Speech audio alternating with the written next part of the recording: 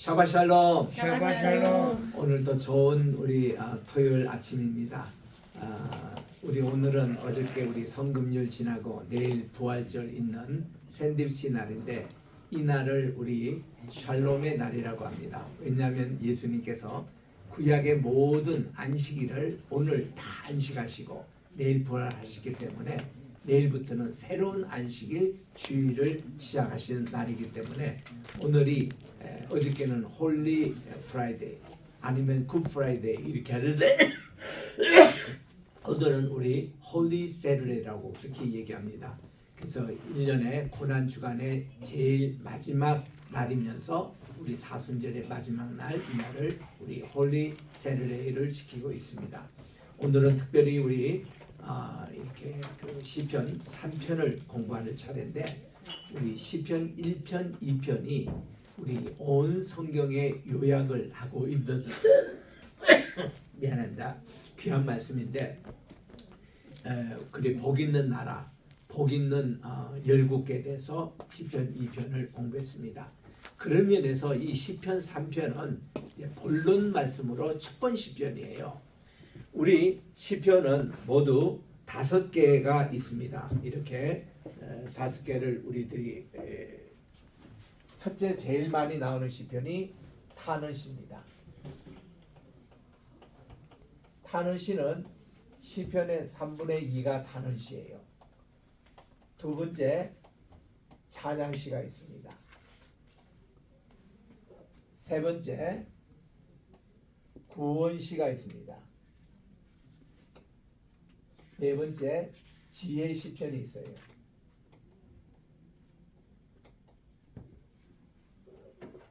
다섯 번째 시편에서는 순례시가 있습니다. 이렇게 이제 시편을 이렇게 나누는데 이런 시편의 나눔과 특별히 오늘 공부하는 탄원시 이것이 우리 예배 순서와 밀접한 관계가 있습니다. 우리가 지금 하나님께 예배 드리는 것이 크게 세 분야인데 첫째로 하나님께 나아감이에요. 그게 1부 순서입니다. 2부 순서에서는 하나님의 말씀이에요. 그리고는 3부 순서는 말씀에 대한 응답입니다.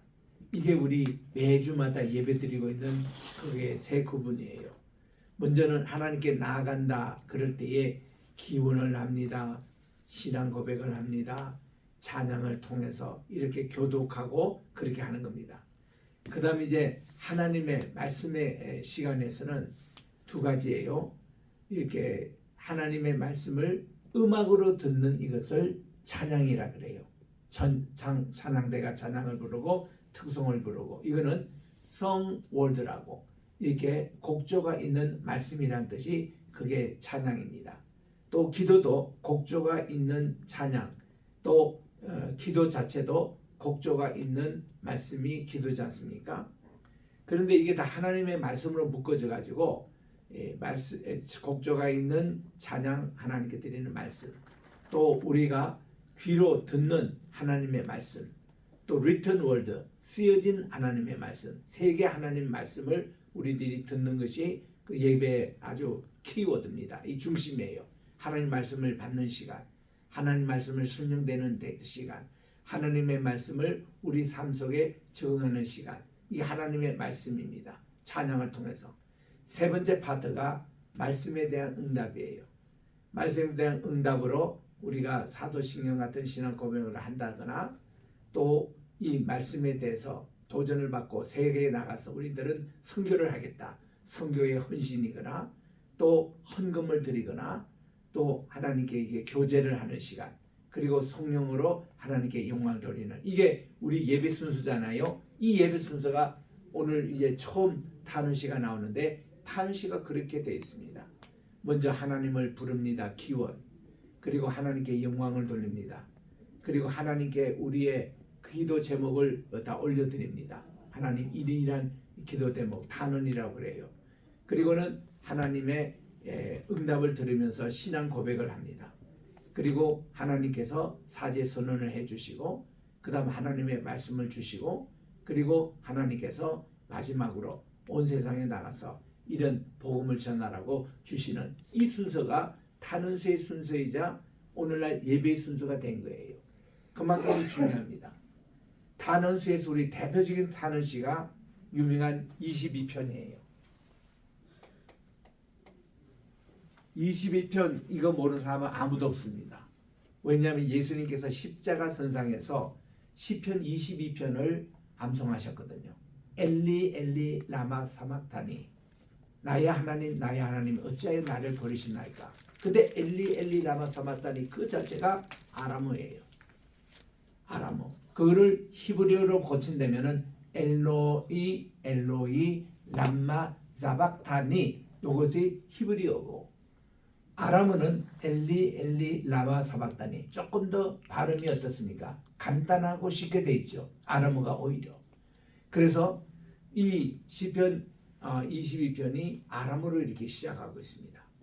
그래서 22편 1절부터 17절까지가 전체 내용이 예수님이 이러한 고난을 당하시고 이렇게 대속의 죽음을 당하시고 이런 내용들을 시편 22편에서 다윗을 통해서 예언하셨는데, 우리 주님이 십자가상에서 가상 실현하실 때에 이 말씀이 오늘 성취되었다고 시편 22편을 다 낭송을 하셨다는 겁니다.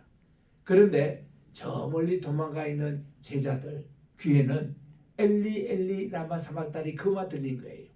그래서 마태복음에서 27장에서 그 1절만 적은 겁니다. 그리고 이제 사도 요한은 이 말씀을 전체 다 들었기 때문에 우리 주님의 십자가상에서 복음서에서 공간복음서 못한 그 말을 세 마디나 더 추가해서 가상칠언을 이렇게 남긴 거죠. 그래서 우리 주님이 22편 1절만 이렇게 부르신 게 아니라 또 우리 주님이 엘리 엘리 라마 사막다니 하니까 이 용어를 다 모르는 로마 군병들도 엘리야를 부르나 엘리 이게 뭐야 이러고는, 그리고 그 도망간 제자들도 엘리 그 말만 이제 듣고는 1절만 남기고, 그리고 또한 여기 대제사장들 이 사람들은요 아예 우리 주님의 그 예언의 말씀이 오늘 성취됐다고 믿지 않기 때문에 1절만 딱 그냥 기억하면서 그렇게 했던 것이지, 우리 주님은 그 말씀이 오늘 다 이루어졌습니다. 그래서 다 이루었다 그 말씀이에요. 하나님의 말씀이 예언의 말씀이 오늘 다 이루어졌다. 내가 이 십자가의 화목제물로 죽음으로 우리 모든 죄짐을 내가 다 짊어지고 성경의 예언의 말씀이 오늘 다 이루었다. 그 말씀을 선포하신 거거든요. 아멘. 그래서 제일 대표적인 단어시가 22편 저겁니다. 그 22편에 보면은 예배 순서가 다 나와요. 오늘날 우리 예배 순서가 이 탄원시의 그 순서대로 기록되어 있구나 이런 것이고, 오늘 또 이 3편에 보면은 여러분 어떤 책을 쓸 때나 무슨 글을 편집할 때에 제일 마음 아프고 힘든 그 순간이 기억에 제일 남고 그걸 제일 첫 번째 이렇게 그런 경우가 많습니다. 20편보다 오늘 이 3편이 다윗에게는 굉장히 치명적인 아픔이 있는 순서입니다. 왜냐하면 1절에 보니까 미스모르는 이 노래라는 뜻입니다. 그리고 레 다윗, 다윗의 노래 할 때 여기에 레라고 붙인 요거 이제 전치사인데, 이 전치사는 세 가지 뜻이 있습니다. 영어로 보면은 누구의 이런 뜻이기도 하고 누구를 이런 뜻이기도 하고 누구에게라는 이런 뜻이 있다고 그래요. 근데 제일 많이 쓰는 것이 누구의라는 것입니다. 그러니까 미스모르는 송, 노래인데 누구의? 다윗의 노래라는 겁니다. 미스모르, 다윗의 노래. 또 뭐 다른 해석 같으면 다윗을 위한 노래, 이 내용이 그 위한 노래는 아니거든요. 다윗의 이거는 개인적인 아픔의 얘기거든요. 또 누구에게? 다윗에게 향한 노래 아닙니다. 다윗이 주인공입니다. 다윗은입니다. 의입니다. 그가 주체입니다. 그래서 여기에 of로 번역하는 게 좋다. 그래서 A Song of David, 다윗의 노래, 이것이 표제 제목으로 달고 있습니다. 그리고는 여기에 대해서 설명을 하고 있는 겁니다. 그 다음 내용이 메바라크라는 것인데, 이 바라크라는 이 말 우리 따라합시다. 메바라크, 메바라크 메바라쿠, 메바라쿠 베바라코. 메바라쿠 요거는 뭔가니 도망하다라는 이런 뜻입니다. Free, away, 뭐뭐로부터 도망하다 이런 말인데 지금 이 브라크라는 게 뽀라는 게 전치사로 in인데 뜻은 when입니다. 언제 하냐면은 그가 오 하는 것은 그 3인칭 단수입니다. 그가 도망할 때에 그러니까 3인칭 동명사입니다. 명사입니다. 동명사. 그래서 그가 도망할 때 이런 뜻이에요. 도망하는데 어디서 하면 미프네이라는 거 뭐뭐로부터 from 뭐뭐로부터 판이는 얼굴이란 말이에요. 본래 뜻 자체가 이 얼굴인데 영어로 번역에는 presence 누구의 면전에서 누구 앞에서 이런 뜻입니다. presence 그러니까 펀이 누구 앞에 압살롬 누구냐 브노 그의 아들 메는 누굽니까? 아들이란 뜻이고 그의 아들이죠. 그의 아들 압살롬으로부터 도망할 때에 이런 뜻이에요. 도망할 때에 다윗의 노래라 이런 뜻입니다. 제가 이걸 전체 한번 읽어보겠습니다. 미스모를 레 다윗 메 바라코 미프네이 압살롬 브노 그렇게 되는데 우리 한번 따라합시다. 압살롬. 압살롬 이 압살롬의 뜻 자체는 참 좋은 이름이에요. 그 이름 자체가. 요거 뭔가 하면은 압이라는 것은 아빠. 우리 한국말 꼭 같아요. 아람어도 아빠입니다. 아빠 할 때 아람어는 이렇게 쓰죠. 아바 이게 두 분이 이렇게 씁니다. 이렇게 아빠예요. 그러니까 우리로 말하면 아빠라는 말이 아람어 발음이에요. 그거를 아바 아버지. 히브리 말로는 아바, 아람 말로는 아빠. 그럼 우리하고 같은 말이 아람이죠. 그러니까 아빠고 누구의 샬롬, 평화의 아버지라 이런 뜻이 압살롬이에요. 얼마나 이름이 좋습니까? 그의 형은 누구예요? 암논이었어요. 암논. 둘째 형은 시몬인데 시몬의 이름은 이름만 나오지 그의 활동상은 전혀 나오지 않습니다.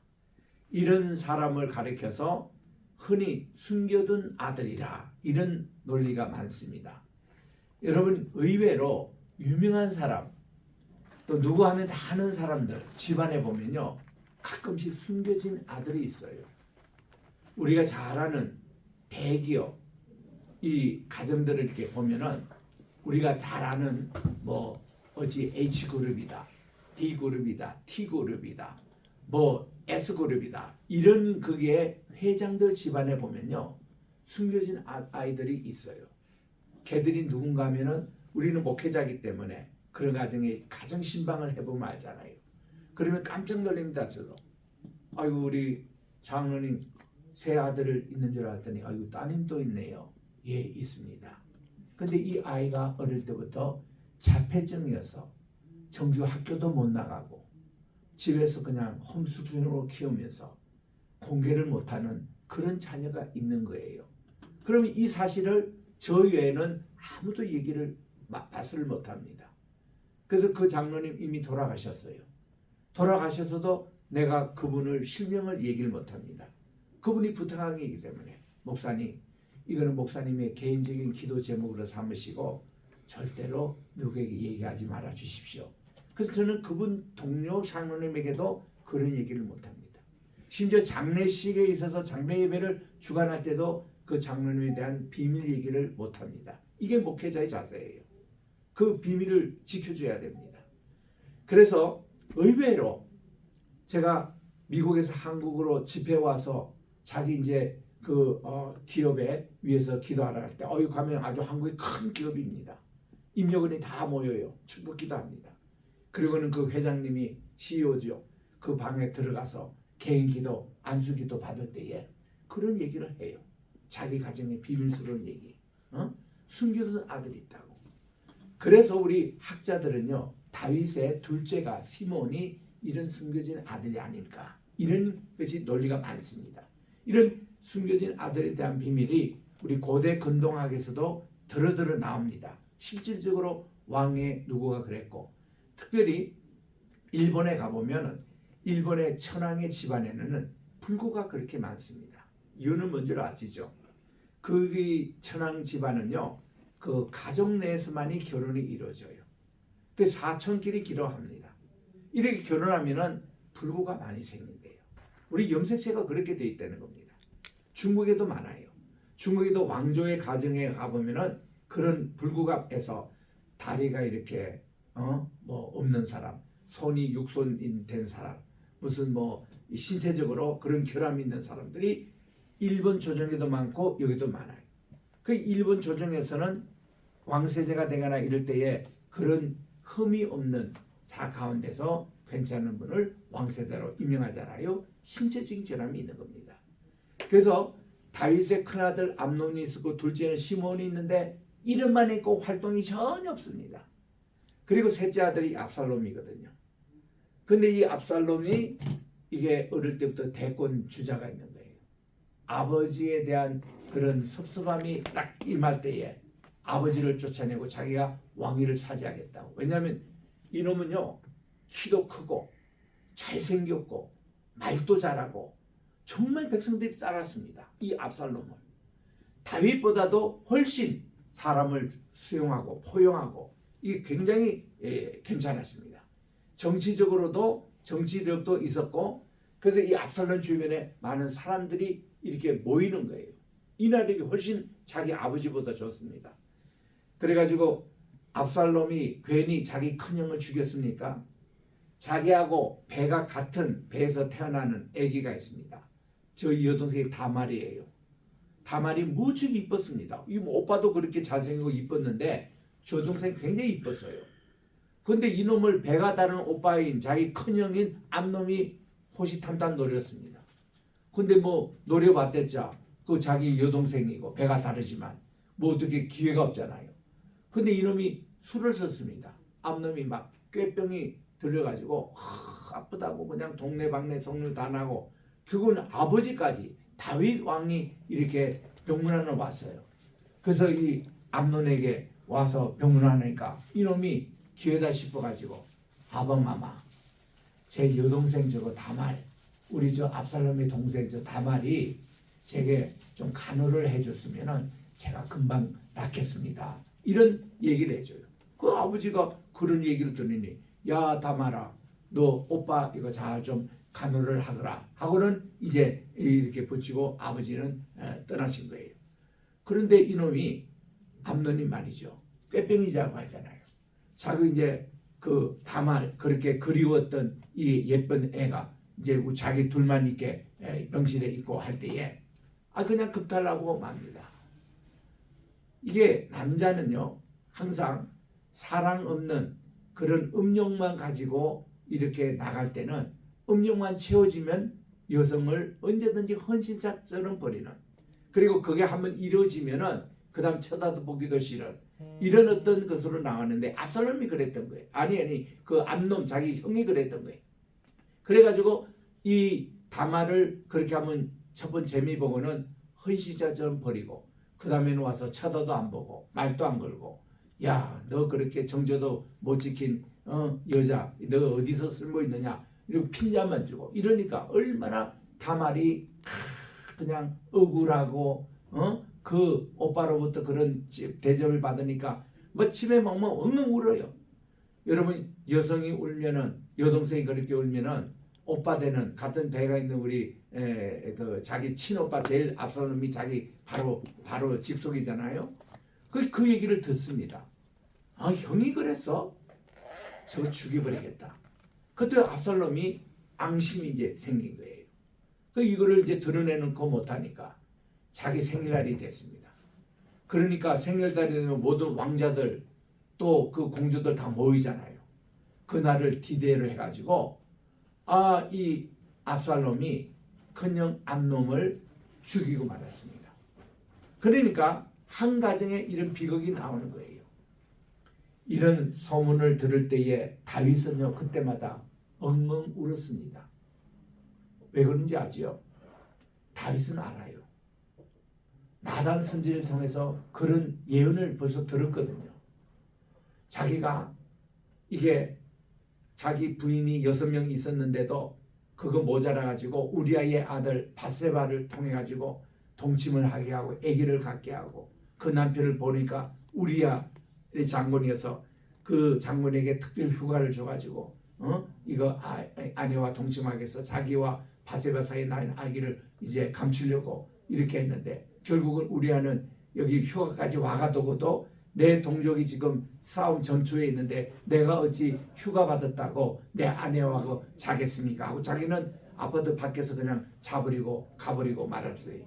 그러니 다윗이요 이거 가져가 내 땅에서 그 요압 장군에게 군대 장관에게 친서를 써가지고 이 우리아가 전투에서 가장 치열한 전투에 배치해가지고 죽게 만들라. 이거를 이 친서를 가지고 우리아가 갑니다. 자기를 죽이라는 이 친서를. 그 요압 장군에게 갖다 바칩니다. 그때 요압 장군이 그 다음날 이게 저 암몬 전투에서 가장 치열한 그게 이 우리아 장군을 배치해가지고는 그 전사하게 만듭니다. 그리고는 왕의 명령대로 내가 이렇게 우리아 장군이 전사했습니다 하고 이거를 전갈하면서 이제 보내고 그 시신까지 온 거죠. 그러니까 바세바는 통곡을 합니다. 이때 여러분들이 다윗 왕이었으면 다윗 왕을 어떻게 할까요? 야 좋다고 박수치고 이렇게 했을까요? 다윗이 아마 더 크게 울었을 겁니다. 더 크게 슬퍼하는 것 같이. 이거는 위장입니다.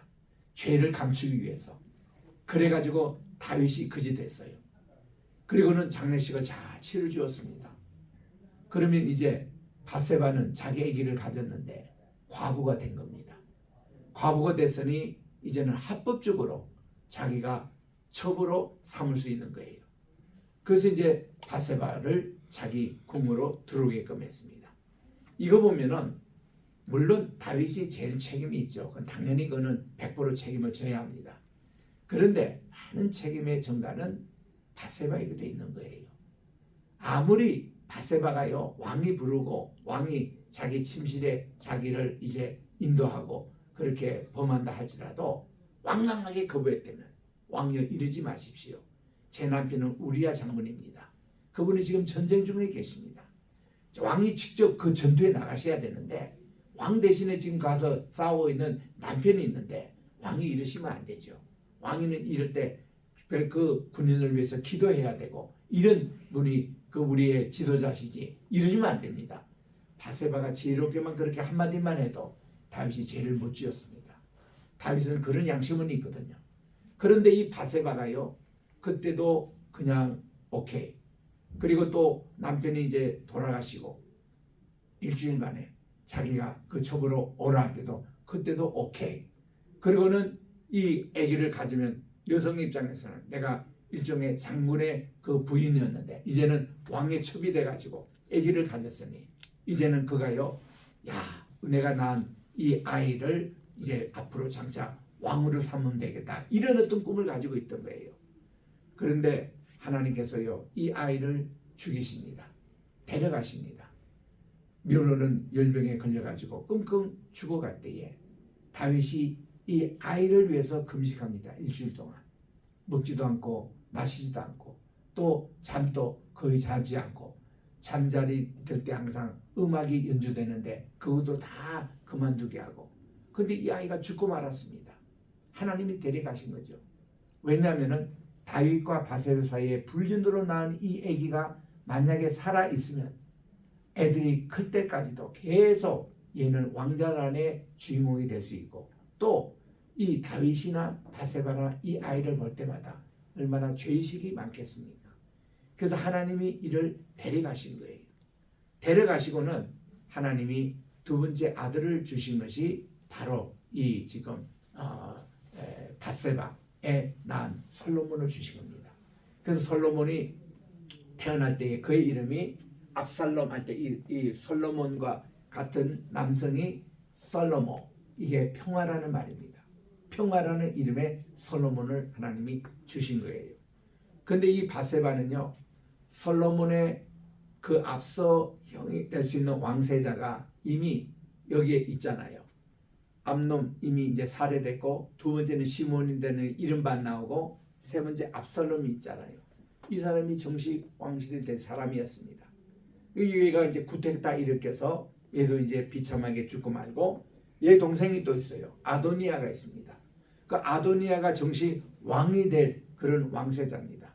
그런데도 바세바가 치마바람 일으켜가지고 솔로몬을 왕으로 이렇게 지명을 해가지고 결국은 그 뜻이 이루어지는 겁니다. 그 솔로몬은 사실 정실 왕실의 그 왕 될 사람이 아니었습니다. 아도니아가 될 수 있었습니다. 그래서 다윗 왕이 돌아가실 때쯤 아도니아의 줄을 선 사람은 다 피를 봤어요. 이 중에 하나가 아비아달이라는 대제사장. 그분은 사독과 함께 다윗 왕 때의 대제사장 성인분인데, 이게 아도니아의 줄 서는 바람에 아비아달은 거기서 다 탈락이 되고 대제사장, 그리고 사독 집안만이 이렇게 대제사장이 돼가지고 이 아비아달이 귀향을 갑니다. 이 남쪽으로 귀향을 가가지고 그 귀향간 집안에서 태어난 사람이 훗날 예레미야가 돼요. 그리고 이 정식 대제사장 지금 하고 있는 사독 계열의 집안에 태어난 분이 에스겔입니다. 그래서 이 에스겔과 예레미야는 극과 극이었습니다. 같은 옛날에 다윗 때는 다 두 분이 대제사장 집안인데, 근데 이 예레미야의 조상이 되는 아비아달은 그 아도니의 줄을 잘못 서는 바람에 솔로몬 왕에게 이렇게 귀향을 살해가지고 그가 이제 이 아비달이라는 밑에 남쪽으로 거기서 이제 아나도시라는 곳에서 자라서, 그러니까 이 예레미야는요 집안도 그렇죠, 그리고 환경도 그렇죠. 그래서 그는 눈물의 선지자라는 별명을 얻었습니다. 맨날 그냥 눈물 흘리고 그냥 감옥에 갇히고 그 삶이 그랬어요. 그에 비해서 이 에스겔은요 고관 대작이었죠. 그 집안이죠. 자기 대제사장 될 집안이었죠. 그래서 그는 포로 생활 잡혀가더라도 왕하고 같이 잡혀갑니다. 여호야긴 왕과 함께. 이 그때 에스겔이 나이가 25살 때 잡혀가지고 그가 딱 30살 30세 된 때니까, 30세는 유대에서는 랍비가 될 수 있는 나이, 또 정식으로 지도자가 될 수 있는 나이가 30이었거든요. 그때부터 하나님의 말씀이 임하는데 에스겔에게 임한 거예요. 그래서 우리 에스겔서, 요즘 주일마다 우리 에스겔서 공부합니다만은 에스겔서 보면은 참 히브리어도 고급 히브리어를 쓰고 문장도 깔끔합니다. 그리고 이 구성도 아주 칼같이 그냥 1장부터 24장, 또 25장, 또 32장, 33장부터 끝장 48장까지 딱 3단계로 구분해서, 그리고 그 쓰는 용어며 그 나오는 얘기들이요 다 고급스러운 이런 것이에요. 우리 요즘으로 한국어 말하면 바다 냄새가 나는 그런 하이클래스의 용어입니다. 그에 비해서 예레미야 책은요 책이 52장이 되는데 조금 이 구성도 조금 엉성하고 그걸 좀 졸속하며, 이게 히브리어도 서민적인 그런 그 용어를 씁니다. 이게 서민적인. 그래서 예레미야는 많은 묵시 사상이 거기 또 들어있는데, 이렇게 이 세상이가 아니라 앞으로 저 천국에 일어날 일들에 대해서 희망사항이 예레미야에 많이 써져 있고 새 언약에 대한 그런 것이 써져 있습니다. 그래서 이런 에스겔파와 이게 이 예레미야파, 이것이 신약기 시대까지 내려오는 것이 그 예수님께서 에세네파라고 그 당시에 종말 공동체 단원이었는데 그 사상들이 예레미야 쪽에 훨씬 많습니다. 그래서 이 승천했던 엘리야 경건성이 바로 예레미야의 그와 부합하고, 예레미야 또 예수님 메시아 오심을 재현했던 세례 요한 그와 생활 이런 것이 보면 다 이게 에스겔 쪽이 아니라 예레미야 쪽이었어요. 집도 없고 또 먹을 것도 시원찮고 가난하고 또 이런 주변에 있는 모인 사람들도 그렇고 그런 사람들, 이런 사람들이 예레미야 모이시듯이 세례 요한 주변에도 그런 사람이 모였고, 예수님도 예수님과 그 12제자들 모임에 예수님의 공동체 3년 동안 우리 주님이 일정한 요즘 같은 아파트도 없었습니다. 일정한 센터도 없었어요. 일정한 교회도 없었습니다. 예수님은 어디서 자고 어디서 먹고 하는 게 전혀 이게 예정되어 있지 않았습니다. 인자는 머리 둘 것도 없다고. 공중의 새도 보금자리고 있던 인자는 또 여우도 이 굴도 다 있는데 인자는 머리 둘 것도 없다고 매일 걸었습니다. 어디 일정한 거처지가 없었습니다. 오늘은 여기 내일은 저기 그런 예수님의 생활 그 먹을 것도 없었습니다. 이게 그때 예수님이요 가룟 유다가 그래도 예수님 제자 가운데서 제일 지성인이었어요. 수학도 잘하고 셈도 잘하고 물론 마태라는 세력도 있었지만은 이 그래도 가룟 유다가 제일 똑똑했습니다. 그래서 이 가룟 유다에게 회계를 맡겼습니다. 돈을 관리하는. 그런데 우리 교회도 마찬가지지만 회계 집사님이 있는데 어느 정도 교회가 헌금도 좀 들어오고 좀 쓸 것도 있고 이러면 회계 집사님이 좀 재미가 있어요. 그런데 예수님처럼 아무 하루에도 수입이 없습니다. 한 달에도 누가 무슨 돈을 쥐어주는 사람도 없었어요. 어디 가서 돈 쓸 데도 없습니다. 이런 회계는요 진짜 재미없어요. 근데 가룟 유다가 지금 그 역할을 3년 동안 한 겁니다. 그런데 돈생일이 있었거든요. 아유 이 친구가 예수님이 지금쯤 어디 계실까 이것만 가르쳐주면 은 30냥을 대제사장이 주겠다는 겁니다. 은 30냥은 그 당시에 한 남자 노예를 살 수 있는 돈이에요. 그금이었습니다. 요즘으로 얘기하면 몇천 불이 되는 돈입니다. 이런 돈이 생긴다는데 가룟 유다 그 잠시 그냥 거기에 내가 압니다. 내가 예수님이 이때 겟세마네 동산에서도 개인적으로 비밀스러운 그런 자리가 있습니다. 그 자리는 나밖에 간 사람이 없어요. 가룟 유다 그런 얘기를 해요. 가룟 유다 복음서라는 데 나옵니다. 거기에. 왜냐하면 베드로, 안드레, 요한도 아니야 안드레가 아닙니다. 베드로와 요한과 야고보도 이 세제자도 돈 들지 만한 위치까지만 가고 돈 들진 이 깊숙한 곳은 이 세제자도 가본 적이 없습니다. 그런데 이 장소에 가룟 유다만큼 거기에 데려가 가지고 예수님의 진면목을 설명을 하시고 예수님이 일반 제자들에게 얘기하지 않는 진리의 말씀들을 거기서 했다고 가룟 유다 자기가 그렇게 주장을 하는 곳이거든요. 그래서 그쪽의 비밀스러운 것은 제가 정확하게 합니다. 끔끔하고 그때는 불이 가로등이 하나도 없을 때이기 때문에 거기는요 아는 사람만 갈 수 있는 곳이에요. 아무나 못 갑니다. 그랬더니 대제사장이 약속대로 그에게 30냥, 은 30냥을 딱 주니까 그가 얼마나 좋았겠습니까? 그러니까 약속대로 새벽 5시에 예수님 있는 곳을 이렇게 인도하는데 이때 이제 같은 대제사장 군병들이었습니다. 그들이 가서 예수님을 체포해가지고 예수님을 끌고 이제 그 가야바 법정에 갑니다. 이 가야바 법정에 가기 위해서는 그 시내 여기 지금 감람산인데 감람산 올리브산에서 내려와서 기드론 계곡을 지나고 남쪽 거기에 아겔다마 자기가 자살했던 그곳입니다. 그쪽으로 지나면 거기가 실로암 못이 있거든요. 그 실로암 못에서 그 북쪽으로 언덕으로 오르는데 굉장히 힘듭니다. 막 힘이 찰 정도로 그렇게 오르막길을 올라가요. 그래가지고 중간쯤 올라가면 시온문 나오는 바로 거기에 이 가야바 법정이 있는 거예요. 그까지 오르는 길이 굉장히 험악합니다. 굉장히 힘들어요. 그래서 우리 주님이 그까지 끌려가지고 이제 그 사내들이 새벽 기도 시간에 사내들인 공회를 소집해가지고 다 150명이 모여야 되는데 여기에 다 참석을 못했다는 겁니다. 그때 못했던 분이 바로 바리새인이었던 니고데모도 그 회의에 참석을 못하고 또 바리새인들 중요한 공예 예언가돼서 거기에 참석하지 못한 분이 많이 있었대요.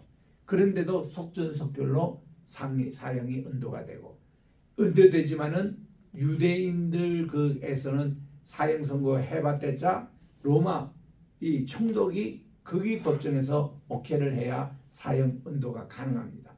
그래서 예수님이 오늘 이제 6월절인데 6월절 날 대기 시작 전에 예수님 빨리 처단해야 이게 이제 자기들 일이 이루어질 것 같아 가지고 6월절 시작되기 전인 바로 그 전날 목요일 저녁 또 이렇게 아침 금요일 아침에 체포가 돼서 바로 사형운동을 내리게끔 빌라도 법정에 새벽에 갑니다. 그 빌라도도 그 아침에 일찍 일어나 가지고 법정에 가서 결국은 유대인들 지도자들이 십자가에 못 박아서서 하고 결국은 그게 승복이 돼가지고 이렇게 했는데 이런 이것이 이제 이번 주간에 일어났던 일입니다. 우리 고난 주간에 지금 계속 우리는 지금 압살롬 얘기를 하면서 이런 압살롬이 자기가 형을 그렇게 살해하고 나서 도망을 갑니다. 도망을 어디 가느냐 하면은 자기 엄마의 고향 베세다에 갑니다. 베세다는 여러분 아시죠? 훗날 이 보궐에서 태어난 분이 베드로 안드레였고 그리고 여기에 같은 고향의 사람으로 빌립이 여기에 이 베세다 출신이에요. 그래서 이제 그들이 이제 베세다 자기 엄마의 고향입니다. 거기 압살롬이 3년 반 동안 거기에 이제 도피를 가 있었습니다. 그랬더니 한 번도 왕이 자기에게 기별을 하지도 않고 소식을 안 전합니다. 얼마나 자기도 섭섭해요. 자기는 자기 여동생 겁탈당한 것으로 인해서 형을 그렇게 살해는까지는 했지만 그래도 왕이 돼서 한 번쯤은 자기의 기별하고 돼야 되지 않아요. 그래서 이 불평을 전했습니다. 전했더니 다윗 왕이 듣고는 그래? 압살롬 아직도 지금 거기에 바세바 그 예수님께서 오병이어를 행하셨던 바로 그 곳이잖아요. 그 동네에 아직 있느냐고. 그래서 올라오도록 하라고. 나하고 좀 식사나 같이 하자고. 그래서 3년 반 만에 전달이 옵니다. 그래서 이제 압살롬이 다시 예루살렘으로 복귀를 했는데 성 안에는 들어가지 못하고 왕이 이제 자기가 이제 식사 초대나 하면 들어가려고 이제 그렇게 하고 있었는데 이 왕이 자기가 왔다는 얘기를 듣고도 식사 초대도 하지 않고 압살롬 고생했지 한번 얼굴이나 보자 한 번도 그러지도 않았어요. 그러다 보니까 압살롬이 점점 자기가 3년 반 동안 아버지에게 섭섭한 생각 또 자기 암놈의 그런 원한 관계 그것도 지금 또 아직 풀리지 않고 있고 자기 여동생 다말이 당했던 그 수치를 생각하고 있는데 이게 아버지가 여기에 자기를 만나주지도 않고 식사 초대도 하지 않고 그게 아주 불이 올란 겁니다. 그래서 그가 예루살렘 성문 앞에 서서 모든 국가의 마지막 대법원 일은 그 당시 대법원장이 되는 왕에게로 도왔습니다. 그 이들이 성문을 돕는 사이에 당시 뭐 때문에 왔어? 이러이러한 것으로 우리 지방법원에서 안 됐고 중앙법원에서 안 됐던 일을 이제는 왕에게 마지막 이거를 하러 왔습니다. 그러면 내가 당신에게 도와주겠어. 그리고는 이분이 그분의 원한을 들어주고 이분이 유리한 쪽으로 판결을 거기서 다 해버립니다. 그러니 백성들이 그런 판결을 받고서는 너무너무 압살롬 고맙거든요.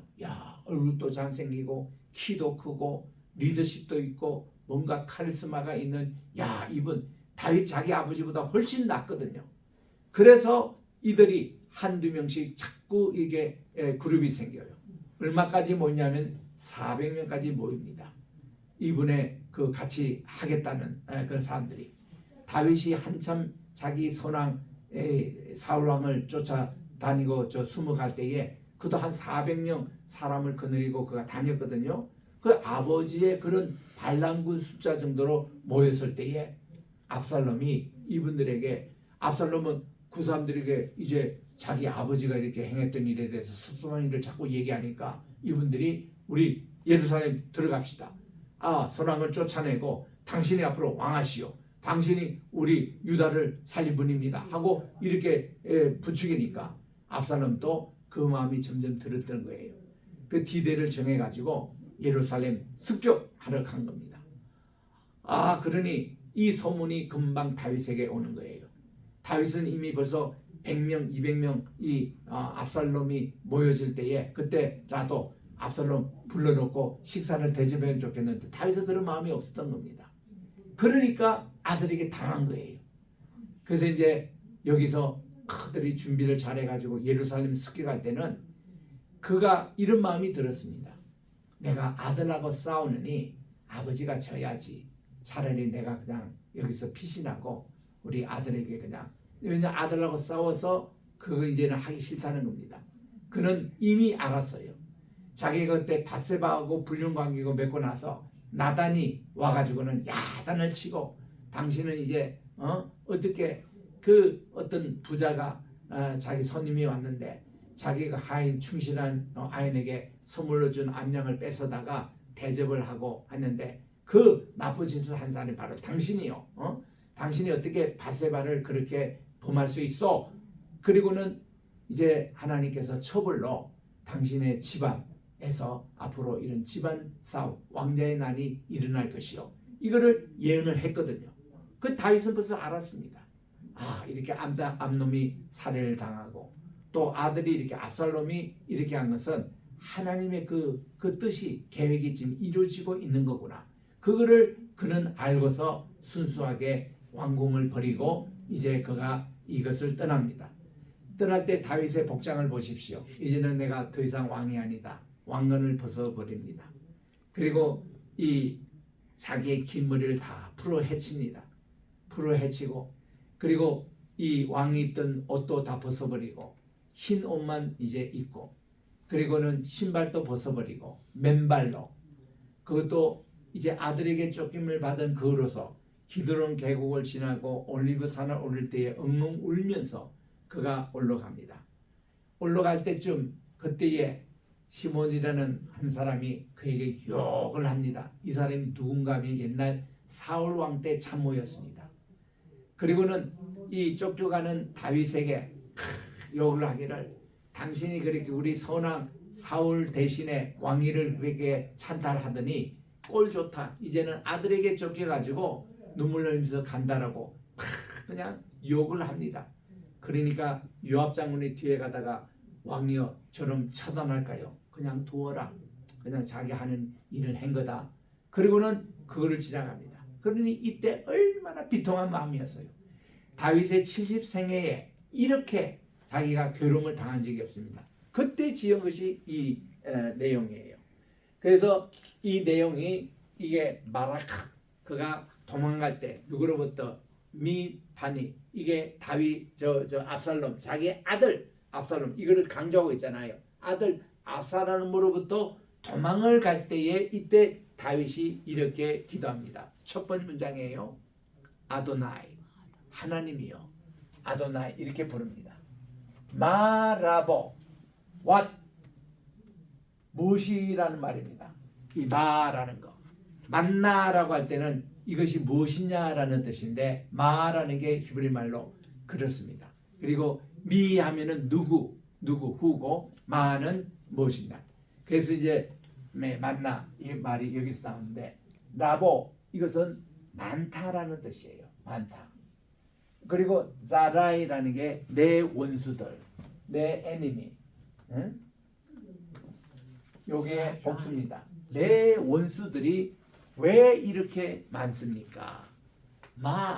라보.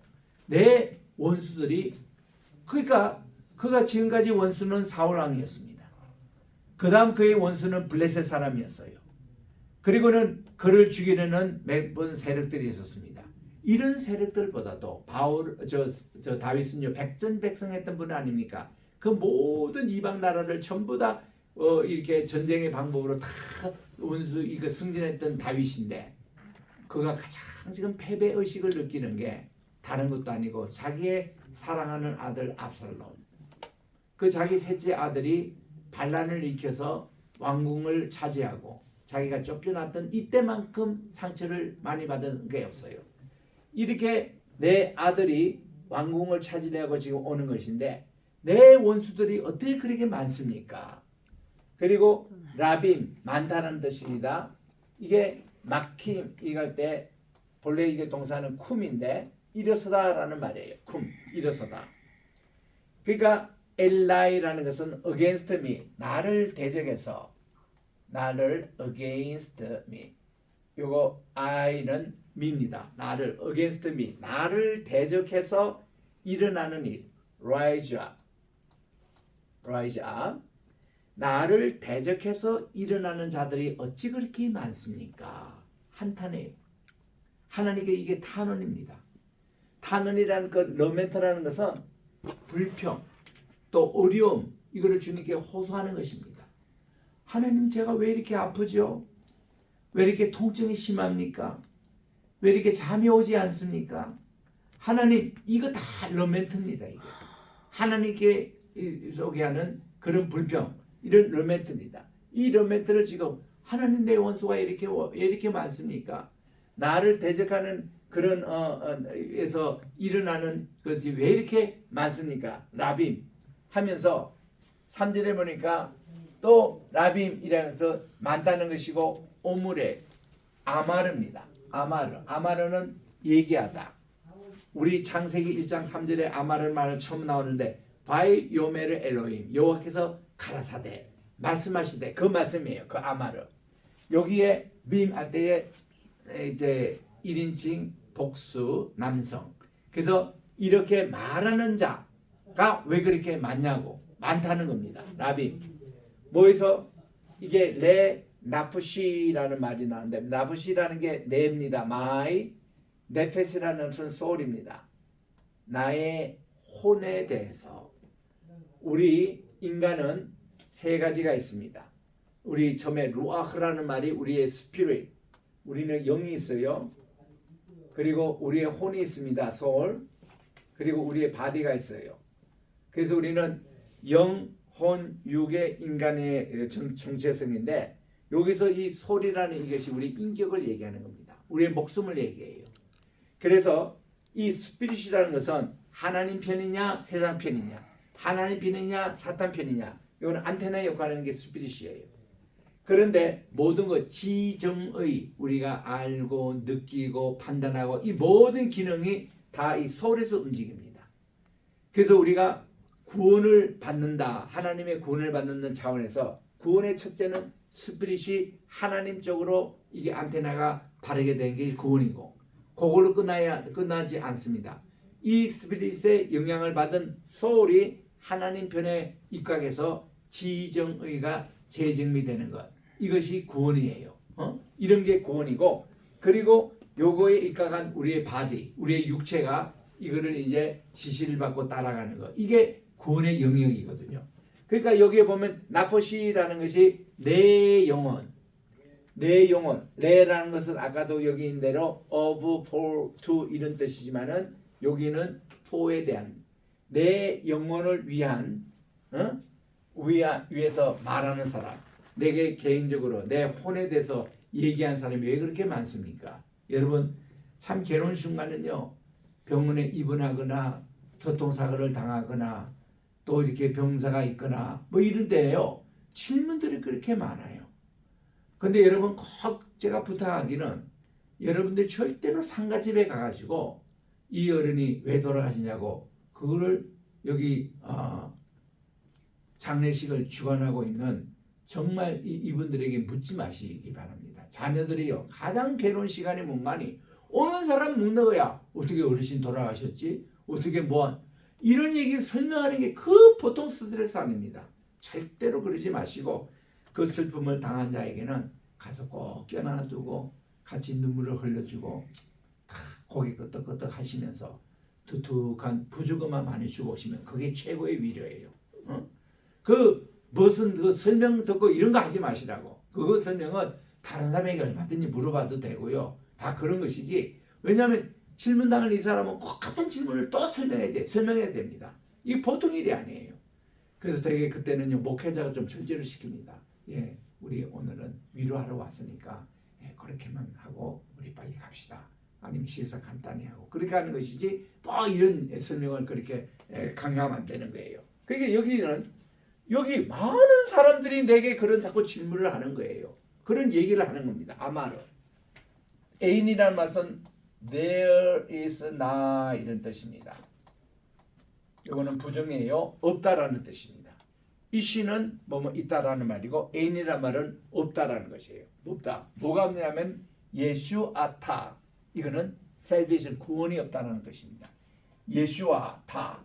본래 이 예슈아라는 말은 예수님, 그의 아람어도 예수아라고 발음하고 우리 히브리어도 예수아라고 발음합니다. 구원이라는 뜻입니다. 예수님이라는 것이. 그 요거는 예수아타 한 것은 이 여성 명사로 구원이라는 뜻이에요. 구원이 로 그에게 없다는 것입니다. 뭐에게? 베 엘로힘. 하나님 안에 있는 구원이 그에게 없다. 이 다윗을 두고 얘기하는 겁니다. 이 압살롬이 이렇게 반역을 일으키고 아버지를 이렇게 반역하는 거 보니까 아이고 다윗 왕 당신에게는 구원이 없다고 사람들이 중물중물합니다. 수근수근거립니다. 이런 내용들이 이렇게 있으니 얼마나 지금 다윗이 더 마음이 아주 안 좋습니까? 그래서 이런 내용인데 우리 3절 우리 같이 한번 따라 읽읍시다. 라빔, 라딤, 오므림, 오므림, 레 나프시, 레 라푸시, 에인, 에인, 예수아타, 예수아타, 로, 로, 멜로힘. 멜로힘. 하나님 안에 있는 하나님 안에서는 그에게 그 다윗에게 구원이 없다. 이런 말로 이들이 중얼중얼 한다는 그 얘기를 들으니 그가 얼마나 속상합니까? 그렇게 많은 사람들이 나를 대적하고 이제는 압살롬 전원까지 그리고 자기에게 이렇게 이런 얘기까지 하고 그리고 이 치명적 안 하니까 구원이 없다라는 거. 이거 보니 다윗에게는 구원이 없구만. 이런 얘기까지 다윗이 들리니까 미치려고 하는 겁니다. 그래서 그가 지금 탄원시를 지금 쓰는 거예요. 그래서 이 시편 3편 1절에서 이제 3절 이제 앞으로 8절까지 계속 우리 읽게 되겠는데 이 내용이요 눈물을 적시면서 하는 하나님께 기도였습니다. 이게 저녁 기도예요. 저녁 기도. 우리 시편 3편 4편 5편을 읽을 텐데 3편은 저녁 기도 4편은 낮의 기도 5편에 가면은 이거 아침 기도가 나와요. 이게 순서별로 이렇게 돼 있다는 것은 정말 이스라엘 백성들이요 우리가 여기 지금 5개가 나옵니다만은 우리 시편에서 찬양도 나오고 구원도 나오고 지혜도 나오고 순회 이거 다 정보 아닙니까? 그런데 더 많은 시가 탄원에 있다는 거. 3분의 2가. 그만큼 우리 인생살이가 또 신앙생활을 할 때에 어려움이 더 많다는 겁니다.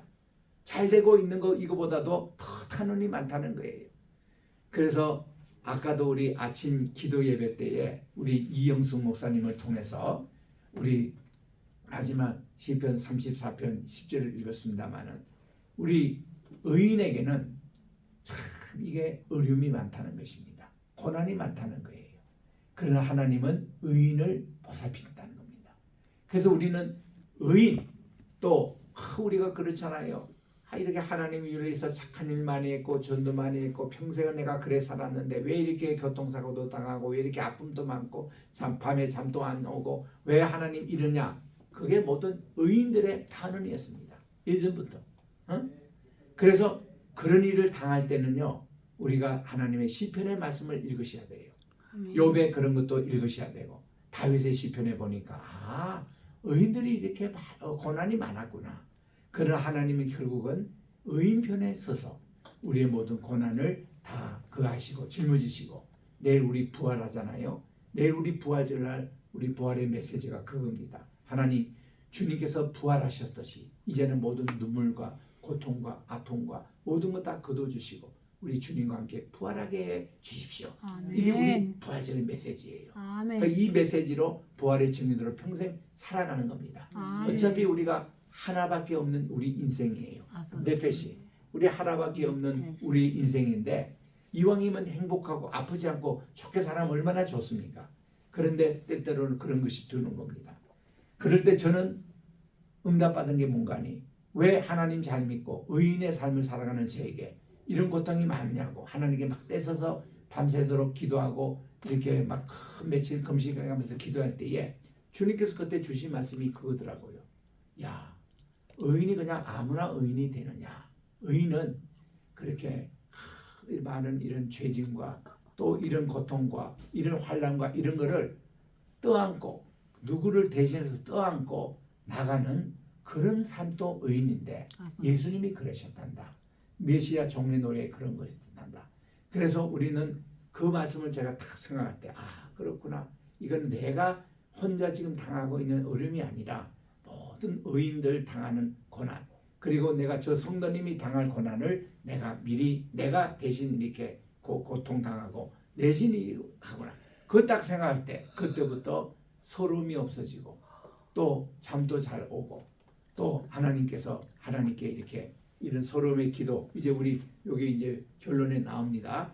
얼마나 좋은 것이 나오는지. 그래서 셀라라는, 우리 따라합시다. 셀라. 셀라. 이 셀라라는 이 용어가요,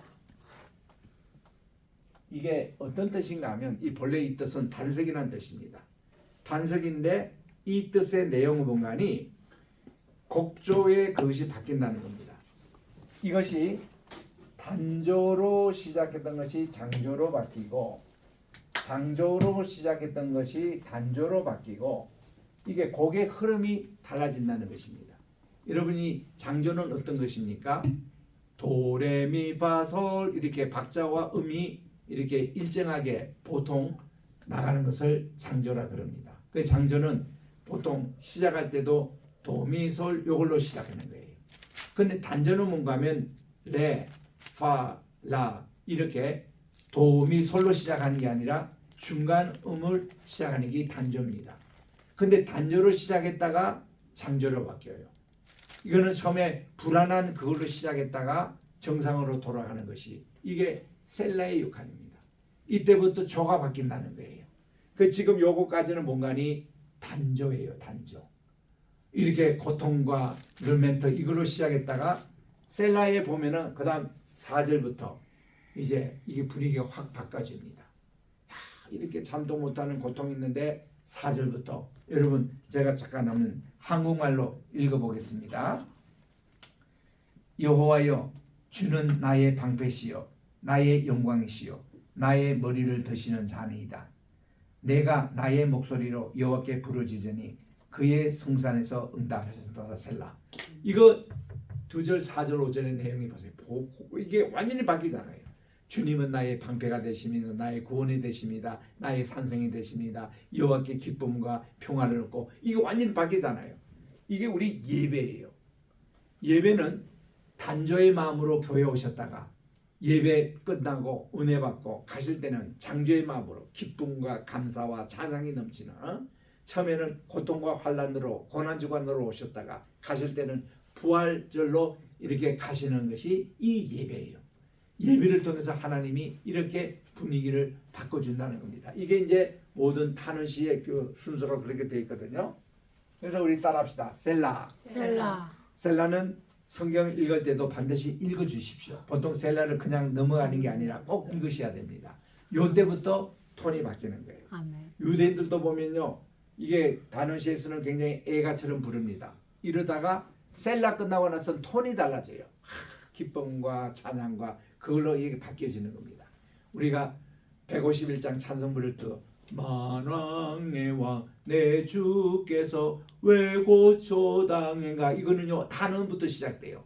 그 벌레 같은 날 위에 주보혈 흘렸네, 딱 그렇게 하고서는 후렴부터는 십자가 내가 처음 볼 때에 나의 맘에 죄짐이 굴러떨어졌네. 오늘 믿고서 내 눈 밝아갔네. 참 내 기쁨 영원하여라. 후렴에서는 장조로 탁 부르는 거예요.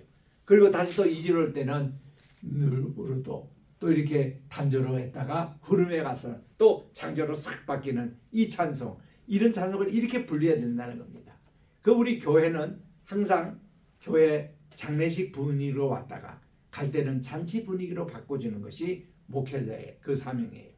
그런데 어떤 목회자는요, 이건 올 때도 장례식 분위기로 왔다가 교회 끝나고 나서 장례식 분위기로 돌아가야 하는 거, 이런 교회는 가기 싫어요. 다음 주도 가기 싫어요. 그게 아닙니다. 우리 모든 죄짐을 주님께 다 맡기고 우리가 가볍게 돌아가셔야지. 우리 한국 사람은 이게 체면 문화가 있어가지고 남의 오토바이 탈 때도 보면 뒤에 이거를 메고 탄다는 겁니다. 그 미군이 말이죠. 자기가 아주머니가 무거운 짐을 들고 가는 걸 보고 오토바이 이제 뒤에 태워가서 이분이 이제 이거를 무거운 짐을 여기 앞에 내놓고 이제 편안하게 간 줄 알았더니 뒤에 보니까 여전히 자기 또 오토바이 타면서 이거를 지고 가는 거예요. 그래서 오토바이 스탑해가지고 아주머니 요 짐은 여기 내려놓고 가시는데, 아이고 제 혼자 사는 것도 죄송한데 이 짐까지 다니는 게 너무 죄송해가지고 제가 이거를 내고 있습니다. 그때 이 미군 목사님이셨어요. 우리 설교 시간에 이거를 예언을 드시면서 여러분 이렇게 크리스찬들이 어리석게 살면 안 된다는 겁니다. 예배 올 때 주님께 와서 모든 죄짐을 주님께 다 내려놓고 용서를 받았으면 그것은 끝이에요. 그런데 많은 학생 우리 크리스찬들은 그렇게 하는데 또 집에 갈 때 또 이 죄짐을 주저주저 살고 다시 또 이거 간다는 겁니다. 이거 예배가 아니라는 거예요. 예배는 모든 거 100% 주님께 맡기고 주님께 의지하고 기쁨을 가지고 가는 게 예배의 시간이다. 이게 셀라입니다. 셀라의 정신이 우리 모두 성경에 보면 74회가 나오는데 이 중에서 3회는 하박국서에 나와요. 시편 아닌 책에 유일하게 나온 게 하박국서에 3번 나옵니다. 그리고 이 3편도 보면 3번 나와요. 이때 나오죠. 3절 끝나면 나오죠. 5절 끝나면 나오죠. 맨 끝에 또 나옵니다. 그런데 요게 70 그럼 1편 71번이 시편에 나와야 되지 않습니까? 나오는데 3편만 셀라가 3번씩 나와요. 그만큼 이 시편 3편이 아주 대표적인 또 탄원시라는 겁니다. 요거를 우리들이 이제 공부하는데 그래서 모두 74번 나오는 셀라가 그런 뜻이라는 것을 생각할 때 우리는 여러분들이 고통을 당하고 어려움을 당하고 힘들 때마다 셀라! 셀라! 이걸 여러분 강조하시기 바랍니다. 그러면 내가 이 모든 고난과 이거를 뒤집고 우리는 주님 앞으로 우리들은 기쁨과 회복과 또 우리 감사로 바뀌는 그런 셀라의 신앙. 그래서 제가 이제 극동방송 우리 저 울산에 있는 극동방송 어린아이 합창단이 미국에 공연을 하고 싶대요. 그래서 제가 그 주선을 해줬습니다. 어린 합창단 40명과 부모님하고 교사까지 하니까 52명이 미주의 그 동부지방에 가면서 이렇게 쭉 했는데 제가 가이드를 했거든요. 그 합창단 이름을 셀라 합창단. 야, 이름 잘 지었다. 셀라의 뜻이 이런 것이다. 이러니까 얼마나 더 좋아하는지. 그 셀라라는 거 여러분들이 그 신앙을 이렇게 다 하시기 바랍니다. 자, 우리 전체 한번 읽고 오늘 마치도록 하겠습니다.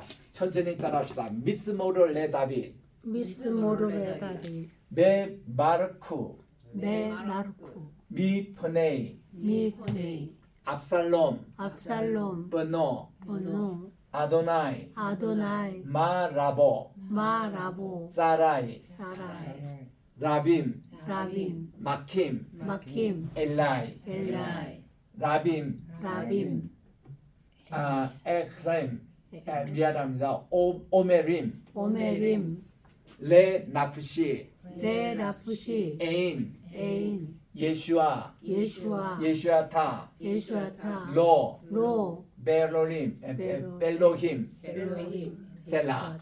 이거를 제가 쭉 한번 읽어보고 마치도록 하겠습니다. 미스모르 레 다빗 베 마르코 미프네이 압살롬 버노 아도나이 마라보 사라이 라빔 마킴 알라이 라빔 오메림 레 라프시 에인 예슈아타 로바 엘로발로임 셀라. 이렇게 됐습니다. 기도하겠습니다.